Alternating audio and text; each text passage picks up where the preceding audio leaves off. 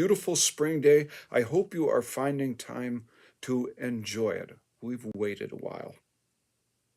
In our reading today, Paul is in Athens, center of learning, center of culture.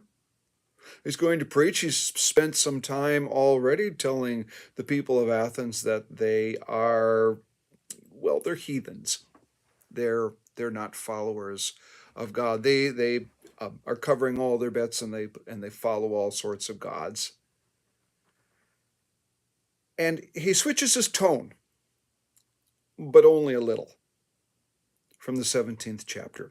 Then Paul stood in front of the Areopagus, and he said, "Athenians, I see how it's extremely spiritual." The word there is actually demon-fearing. So maybe that's good. Maybe it's not so good. Maybe it's both. Maybe he's playing around with them. How extremely demon-fearing you are in every way.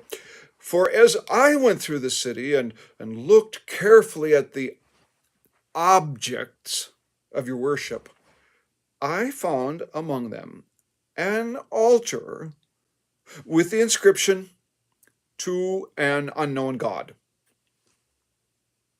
What, therefore, you worship as unknown? This I proclaim to you. The God who made the world, and everything in it, he who is Lord of heaven and earth, doesn't live in shrines made by human hands, nor is he served by human hands as though he needed anything, since he himself gives to all mortals life and breath and all things. From one ancestor he made all peoples to inhabit the earth, and he allotted the times of their existence and the boundaries of the places where they would live, so that they would search for God and perhaps fumble about for him and find him, though indeed he is not far from each one of us.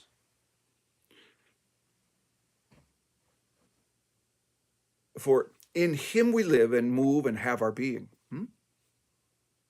And as even some of your own poets have said, for we too are his offspring. Well, since we're God's offspring, we ought not to think that the deity is like gold or silver or stone, an image formed by the art and imagination of mortals. Just one comment. How much of what we really worship in this world is the stuff we've made, the stuff that we've accumulated and bought, the stuff that we get that we think is going to make our lives better and make us feel so much better about ourselves? How much of the things that we make become the things that we worship? I just think about that. He looks, of course, at all the temples and such, and recognizes that this stuff is all made by people, when in fact it's the God who made people that we worship. And so we have to be, honest with ourselves. It's very easy to worship our celebrities, right? To worship even our churches, our church buildings, our whatever. The one we worship is the one who made us, the one who formed us, the one who claimed us, the one in whose name we are baptized and we have life. So let's not let the things that we make slaves of us.